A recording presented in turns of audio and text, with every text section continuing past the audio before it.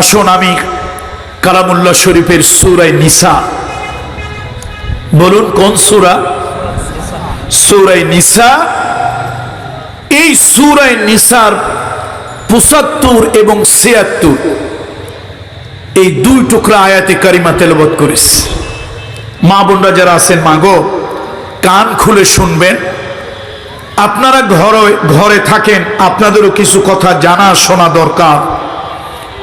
আমি জানি মহিলাদেরকে কিছু স্বামীর খিদমত, স্ত্রীর হক, নারীর হক, মেয়ের হক, মা বাপের হক, এ কথাগুলি বললেই ভালো হয় গ্রামাঞ্চলে। আমি এটা জানি, এতটুকু সেন্স আমার আছে।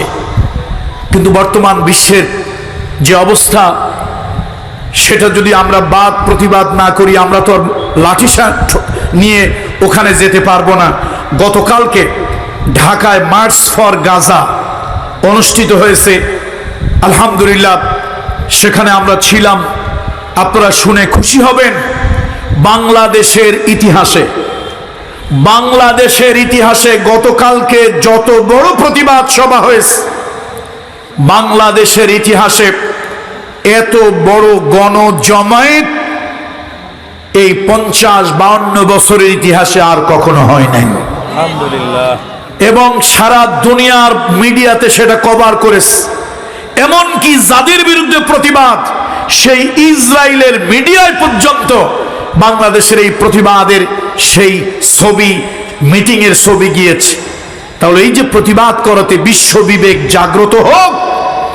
বিশেষ করে মধ্যপ্রাচ্যে যারা রাষ্ট্রের ক্ষমতায় আছে, ওরা নামে মুসলমান, কিন্তু ওরা পশু জানোয়ারের থেকে অনেক খারাপ।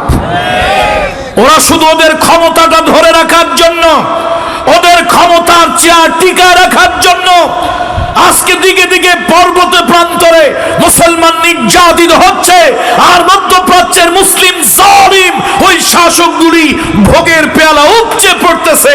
ওরা নারী, বাড়ি, গাড়ি, এই তিন জিনিস নিয়ে মেতে আছে। কি জবাব তোমরা আল্লাহ তাআলার কাছে দেবে? আসুন, যশোরের মানুষ যথেষ্ট দিন প্রিয়, আলহামদুলিল্লাহ। এবং আপনাদের আরো একটা ভালো গুণ, আপনারা অন্যান্য অঞ্চলের তুলনায় যথেষ্ট সচেতন। আমি আপনাদেরকে মারামারি করতে বলতেছি না, আমি আপনাদেরকে অমুসলিমদের প্রতি বোমা মারতে বলতেছি না, আমি আপনাদেরকে ভাঙচুর করতে বলতেছি না। আসুন আমরা যে যেখানে আছি সেখান থেকে একটু প্রতিবাদী হই, প্রতিবাদী আওয়াজ তুলি। এই প্রতিবাদী আওয়াজ 10 জনের 10টা শাউটিং একত্রিত হয়ে সারা পৃথিবীর মানুষের বিবেককে নাড়া দেবে। আর একটা কাজ মা বোনরা সহ আমরা করতে পারি, আমাদের ঘরে ডাইরেক্ট ইসরায়েলের কোনো পণ্য অথবা ইসরায়েলকে মুসলমানের রক্ত ঝরাতে যারা সাহায্য করে, ওদের কোনো পণ্য আমার ঘরে ঢুকবে না। এই তাফসীর মাহফিল থেকে মা বোন, চাচি, খালাম্মা যারা আছে আর আপনারা যারা আছেন, সকলে মিলে এই শপথ করে আজকে বাড়ি যেতে পারি। কথা ঠিক কিনা?